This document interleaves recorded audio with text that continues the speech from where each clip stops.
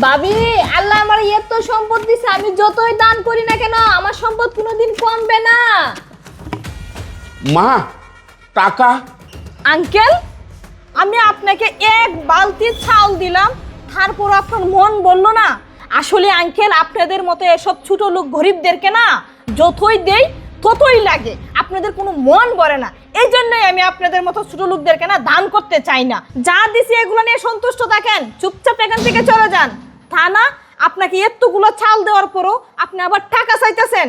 শুনেন, আপনাদের মতো এসব গরিব লোকদেরকে না আমার ভালো করে চেনা আছে, আপনাদেরকে যতই দেই ততই লাগে। যান তো, এখান থেকে যান, আপনাদেরকে আমি টাকা টুকু দিতে পারবো না। মা, আমি ওই টাকার কথা বলতেছিলাম না, আমি বলতেছিলাম।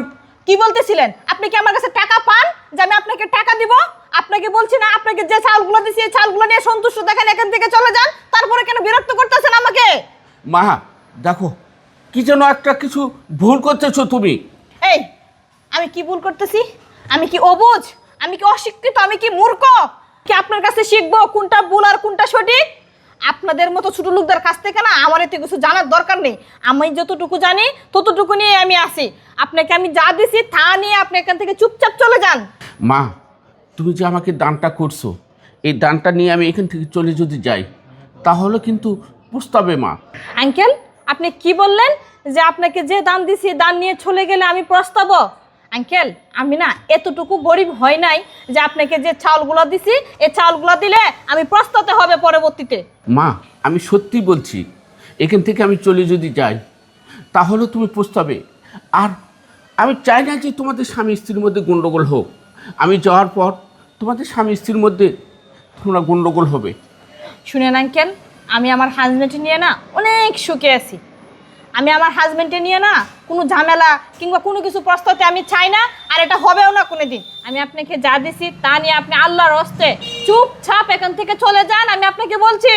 মা, আমি এখান থেকে যদি চলে যাই আমাকে কিন্তু আর খুঁজে পাবে না। হ্যাঁ আঙ্কেল, আমি ভালো করে জানি আপনি এখান থেকে চলে গেলে আমি আপনাকে খুঁজে পাবো না। আমি আপনাকে খুঁজে পেতে চাইও না।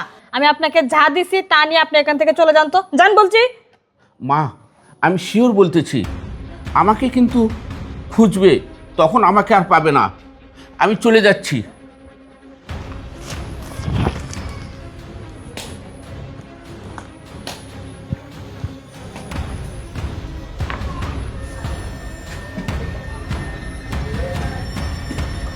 যাই হোক, আপদটা বিদায় করলাম।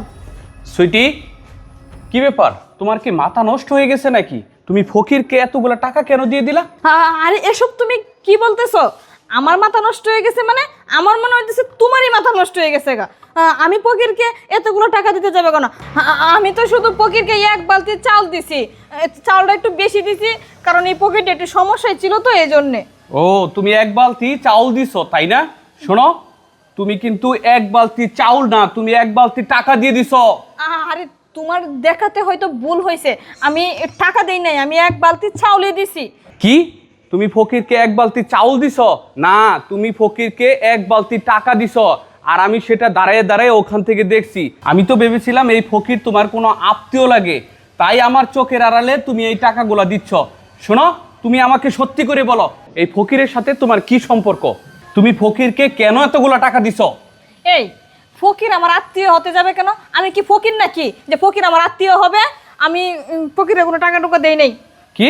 ফকিরকে টাকা টোকা দেও নাই? আমার নিজের চোখে আমি দেখছি টাকা দিছো। আর শোনো, তোমার যেহেতু আত্মীয় লাগে না, তাহলে আমি যাই ফকিরের কাছ থেকে টাকাগুলো নিয়ে আসি। দাঁড়াও দাঁড়াও, শুনো। হ্যাঁ, তুমি যা দেখছো সবই ঠিক দেখছো। আমি ফকিরকে এতগুলো টাকা দিছি, কিন্তু তার পিছনে একটা কারণ আছে। কি? ফকিরকে টাকা দেওয়ার পিছনে কারণ আছে? এমন কি গোপন কারণ? এমন কি কাজ করছো তুমি যার কারণে ফকিরকে এতগুলো টাকা তোমাকে দিতে হচ্ছে? সত্যি করে বলো, ফকির দূরে চলে গেলে কিন্তু আমি ফকিরকে খুঁজে পাবো না। এই, তুমিও দেখতেছি উল্টাপাল্টা কথা বলতেছো। আসলে আমার সাথে এরকম কোনো সম্পর্ক না। আমি কেন টাকাগুলো দিছি তাহলে তুমি শুনো। হ্যাঁ, আমি জানি 2 লক্ষ টাকা লাগবে। আমার মেয়ের ক্যান্সার, অপারেশন করতে হবে। তুমি তো জানো আমি রাস্তায় রাস্তায় ভিক্ষা করি, আর 2 লক্ষ টাকা কি জোগাড় করা সম্ভব? ঠিক আছে, তুমি চিন্তা করো না, আল্লাহ একটা ব্যবস্থা আমাদেরকে করে দিবে। ঠিক আছে, আল্লাহর উপর ভরসা রাখো। আচ্ছা ঠিক আছে, রাখলাম।